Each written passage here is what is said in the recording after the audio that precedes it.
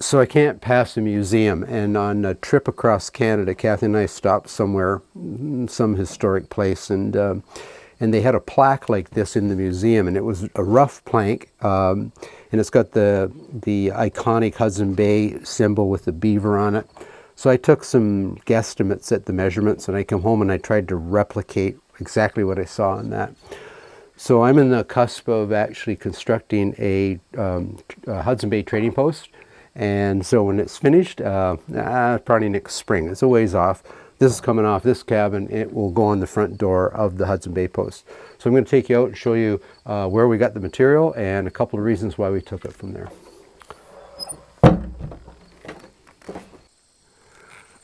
I have got what you would call, literally what you would call a dog's breakfast.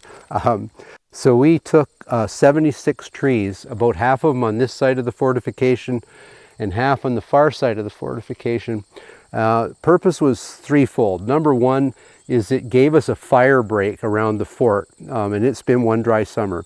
So that was the primary reason. Secondary reason was it gave us the material we needed to build the new Hudson Bay trading post.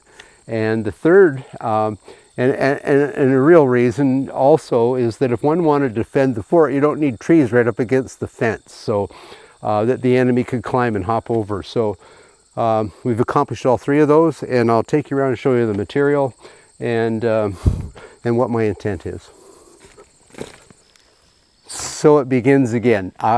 Somebody was telling me once that they've peeled hundreds of feet of log, but I think in my lifetime I could probably, without embellishing too much, which I'm perhaps known to do, is that I've peeled miles of logs. And so it begins again. So these are the long logs for the wall. I've got out about 20 or so. I need 24 long logs, 24 short logs for the entire build. And most of the long logs are finished. I'll take you out and show you the rest of the material. So what I've done, I've got all the pieces out now. I've got them all cut to length. So these guys will be the purlins, which is the type of architecture I'll use for the ceiling, same as I used on the, let's see, on the tavern. The bark in front of me and off to my right here, I wish I could find a use for it. It's the byproduct of making log cabins. So over there are the last four long ones. In the backdrop are some shorter ones that I'll use for the gable ends as it's tapering down to the peak.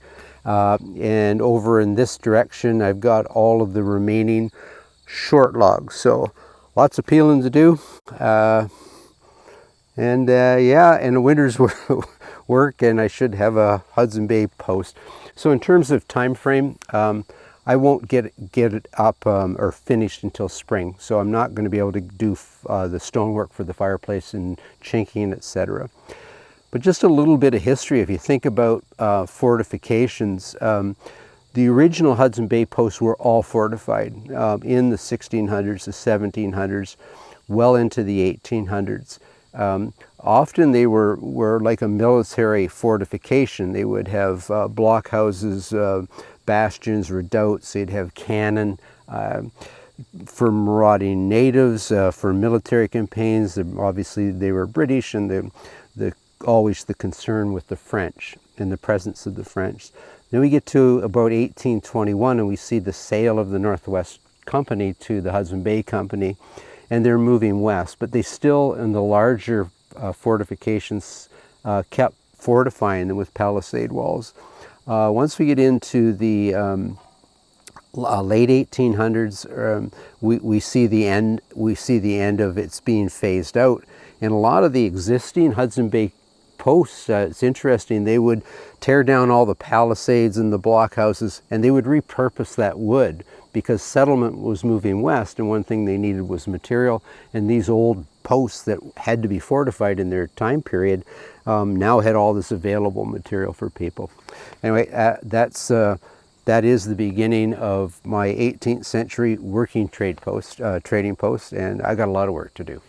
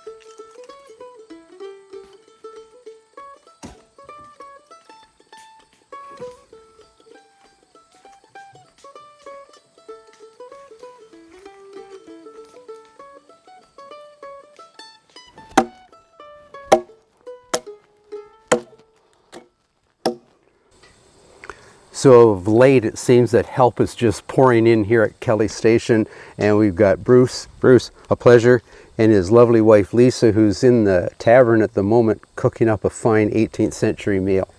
And Bruce has made the trek all the way from Fort Pitt, or you live awful close to where Fort Pitt once stood. Close. But what we're trying to do here, obviously we have a fortification here, but I'm in the process of trying to reproduce a working Hudson Bay trading post of the 18th century. And yesterday Bruce and I got a really good start. We got our 2 main sill logs out and leveled and notched, and now we're working on the 2 end pieces. We've got it squared up, and yeah, Bruce is a machinist by trade, so you couldn't have a better place when you're trying to do layout. Here's my layout, man. We're getting things squared up here. And if we look over here to my left, you're going to see what will become the foundation of yet another fireplace. So I have to, full disclosure, I cheated a little bit. So I've put a cement footer in there. It's about 36 inches below grade. A whole lot of cement and a whole lot of rocks got thrown into that crib. And I'll build off of that. And while not historically accurate, at least it's going to stand for my lifetime. So that's where the fireplace is going to be. It'll have trading counters. It's going to have trade goods. It's going to have a fur trading counter. And you're going to bring your furs into me, are you, Bruce? Always. Always. You're not going to Best any other. price. None of my competitors. I do. No, I do. I am an honest. price, I am an that's honest it. trader, sir. Best price. That I want that reputation. Take that back to Fort Pitt. And no watered down rum. no, oh gosh, I wouldn't think of that, sir. I wouldn't. I know. That's why we deal. You deal here. That's why we deal here. Okay, shall we get this log notched? Let's get it notched. All right, let's go at it.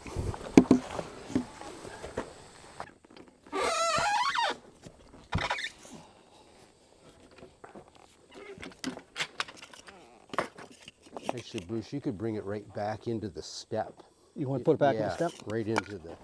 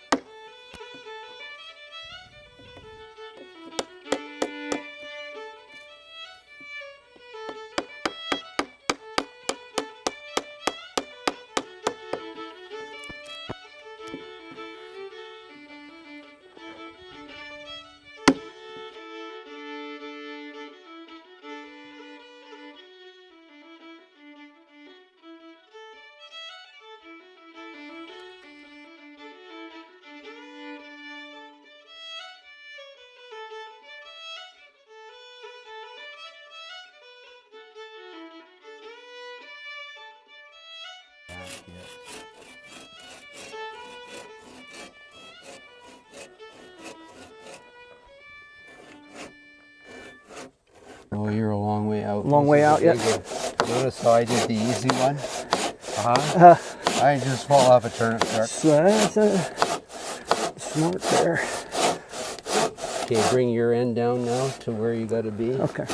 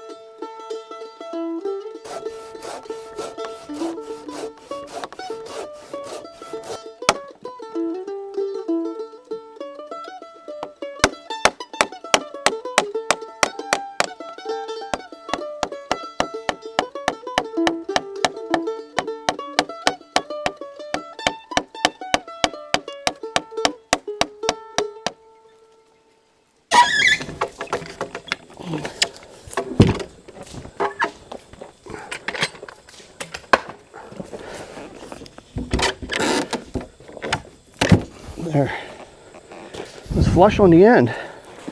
Oh, that looks nice. Good.